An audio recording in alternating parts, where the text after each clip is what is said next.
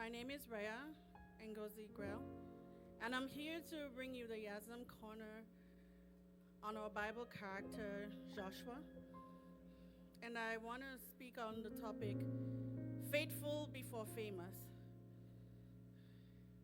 And I chose Exodus 33 in the New Living Translation, verse 11.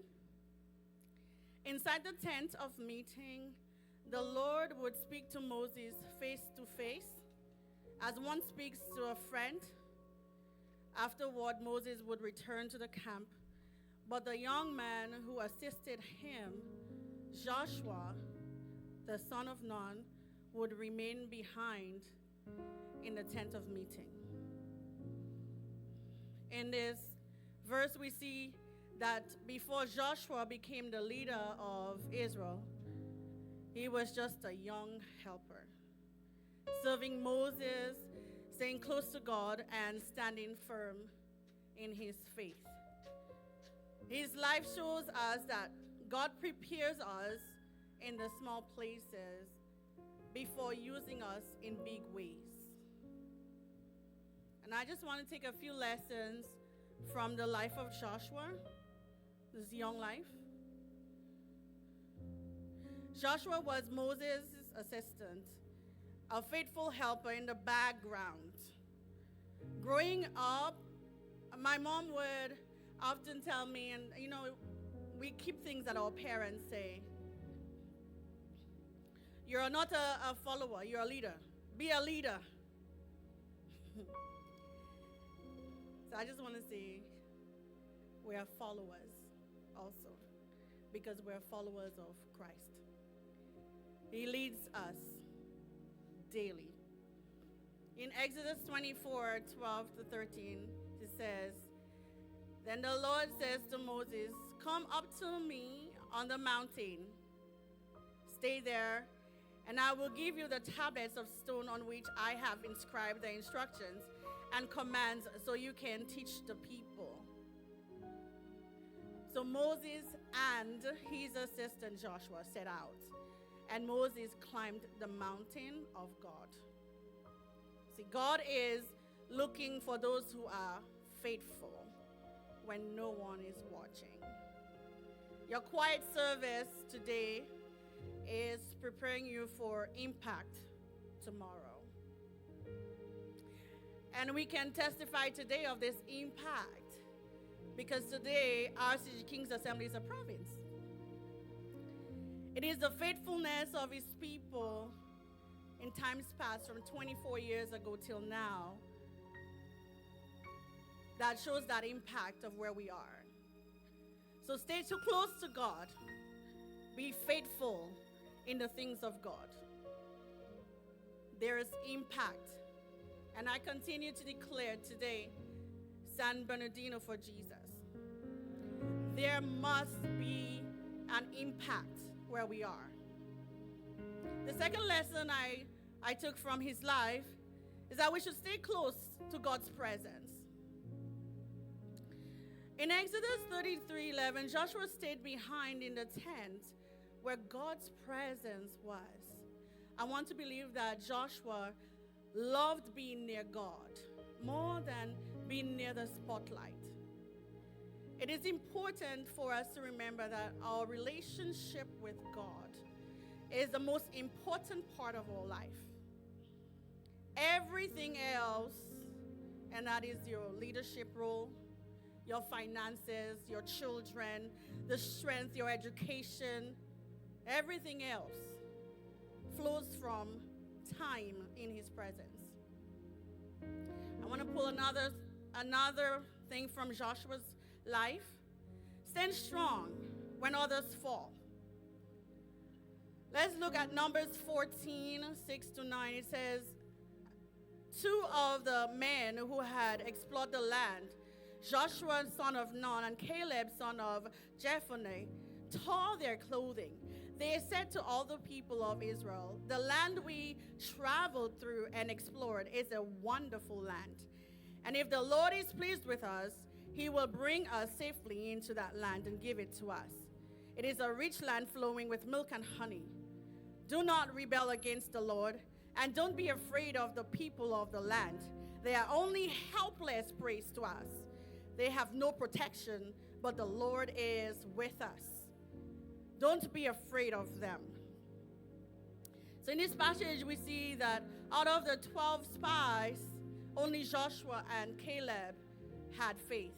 On Friday in the vigil, one of our aunties said, "Whose report do you believe?" Whose report? Following God means you might stand out, and that's okay. Sometimes your faith shows out when it is not popular to believe. So I want to give an example. Imagine a tree in a storm, just before the storm. When the weather is calm and everything looks good, every tree looks strong. Their leaves shine and the branches stretch forth towards the sky confidently. But when a storm comes, heavy winds, rain, lightning, that's when you find out which trees are deeply rooted. Faith is like that. When belief is easy, common, and celebrated, it doesn't take much strength to stand firm. Or when the belief becomes unpopular, when the wind of doubt, of pressure, or criticism blows hard, only deeply rooted faith remains standing.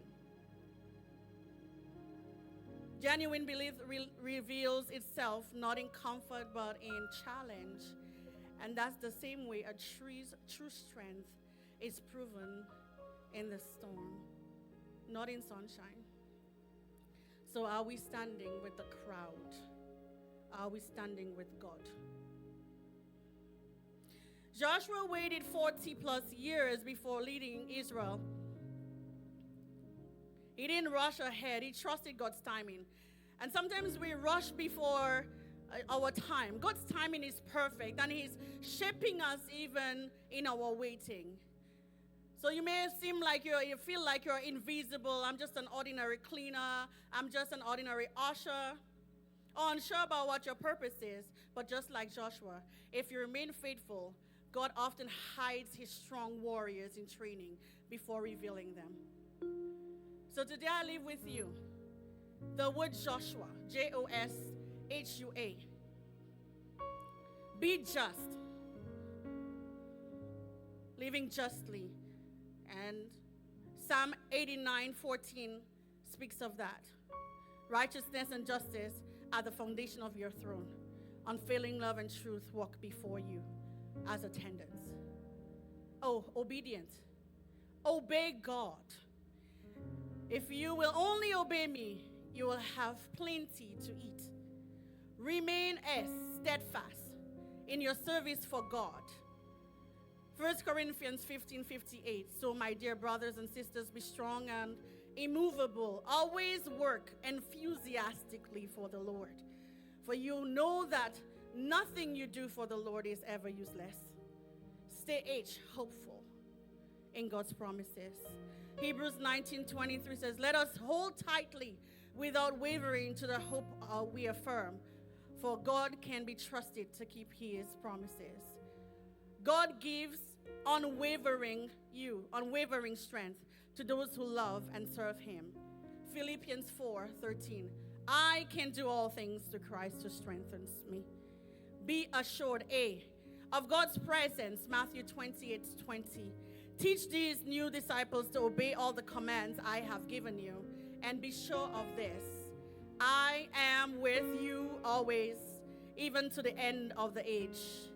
Today I pray that God will help us to walk faithfully with Him, and like Joshua, to teach us to serve, to stay close to Him, and trust in His timing. Amen.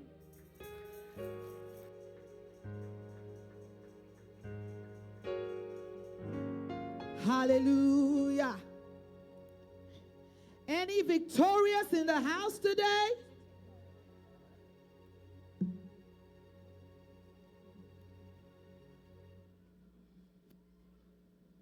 Hallelujah. Give him praise this morning, right where you are. The glory of God is all over this auditorium. I don't know if you can perceive it,